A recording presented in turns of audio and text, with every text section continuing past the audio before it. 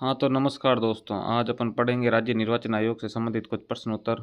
तो जल्दी से शुरू करते हैं, बिना कोई टाइम गया हुआ है। राजस्थान के निर्वाचन आयोग से संबंधित कुछ प्रश्न उत्तर। मेरे पास पहला प्रश्न है, राज्य निर्वाचन आयोग से संबंधित निम्नलिखित में से कौन सा कथन गलत है? कौन सा कथन गलत है? अपन पहला ही कथन देखते हैं, ऑप्शन ए का। ये एक संवैधानिक आयोग है, तो ये कथन तो बिल्कुल सही है, क्योंकि संविधान के अनुच्छेद 243 के और 243 जेड के अंदर इसका उल्लेख है। दूसरा कथन है कि ये एक सदस्य आयोग है, तो ये भी बिल्कुल सही है कि राज्य निर्वाचन आयोग है वो एक सदस्य आयोग है। इसके अंदर राज्य निर्वाचन आयुक्त है वो एक सदस्य होता है।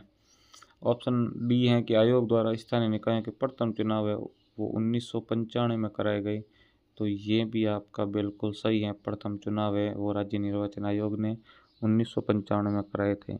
तो आपका सीधा सीधा ऑप्शन सी है वो गलत होता है, क्योंकि राज्य इसकी स्थापना है वो 1 जुलाई 1994 को की गई थी।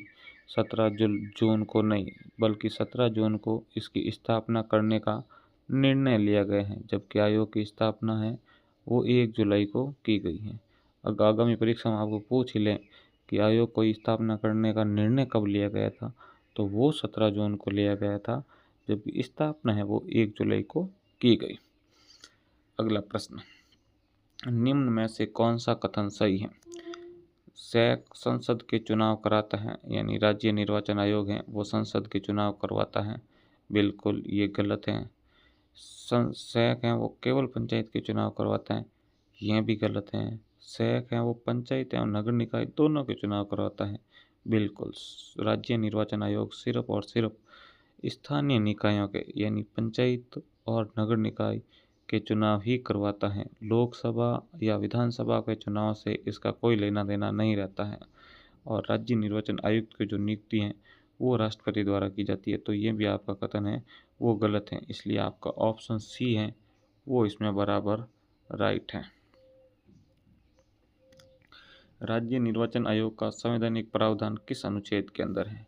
तो इसका सीधा सीधा ऑप्शन है 243 के, और एक है आपका 243 जेड ए।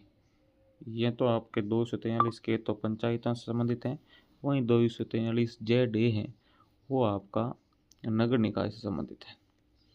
राज्य निर्वाचन आयोग का कार्यकाल क्या है? राज्य निर्वाचन आयोग का कार्यकाल 6 वर्ष या 62 वर्ष जो भी पहले हो। ऑप्शन बी 5 वर्ष या 65 वर्ष जो भी पहले हो।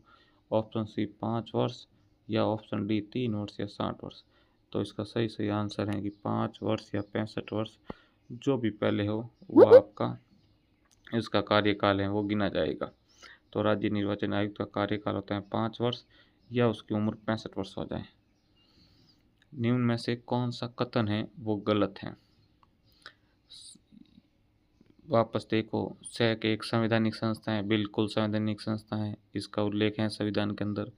इसका वेतन मुख्य सचिव के बराबर होता है, बिल्कुल इसका वेतन है वो राज्य के मुख्य सचिव के बराबर होता है। किसका? राज्य निर्वाचन आयुक्त का। ऑप्शन डी है कि राज्य निर्वाचन आयोग है वो स्थानीय चुनाव करवाता है, बिल्कुल ये स्थानीय चुनाव करवाता है। ऑप्शन सी है वो इसके अंदर आपका गलत है कि राज्य निर्वाचन आयोग की है वो पुनर्नियुक्ति हो सकती है, बल्कि ऐसा बिल्कुल नहीं है, क्योंकि राज्य निर्वाचन आयोग की पुनर्नियुक्ति नहीं हो सकती, इसका स्पष्ट उल्लेख अपने संविधान के अंदर है। राजस्थान में सैक की स्थापना कब हुई थी? तो इसको हम पहले भी पढ़ चुके हैं कि 1 जुलाई 1994 को राजस्थान में सैक की स्थापना हुई थी।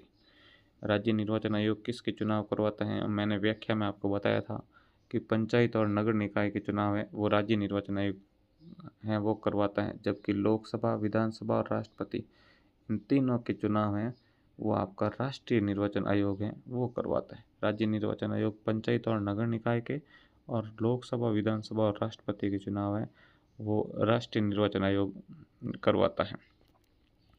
राज्य निर्वाचन आयुक्त को हटाने का अधिकार किसके पास है? भाई, राज्य निर्वाचन आयुक्त की नियुक्ति तो राज्यपाल द्वारा की जाती है, जबकि देखो यहाँ थोड़ा गौर करके देखना, यहाँ इसको हटाने का अधिकार है वो राज्यपाल के पास नहीं है, वो राष्ट्रपति के पास है। और इसको हटाने के लिए राष्ट्रपति हैं वो एक विशेष प्रक्रिया के बाद ही हटा सकता है। एक विशेष प्रक्रिया के बाद राष्ट्रपति हैं उसको सिफारिश की जाती है इसको हटाने के लिए। राष्ट्रपति हैं वो इनको हटाने के लिए, जो उच्च न्यायालय के न्यायाधीश होते हैं उनके समान ही कुछ शर्तों के आधार पर हटा सकते हैं, जैसे कदाचार या दुर्व्यवहार के आरोप में, या आदमी खुद असमर्थ हो जाते हैं कि वो आयुक्त के रूप में अपना कार्य नहीं कर पा रहे हैं, तो ऐसी स्थिति में वो हटा सकता है।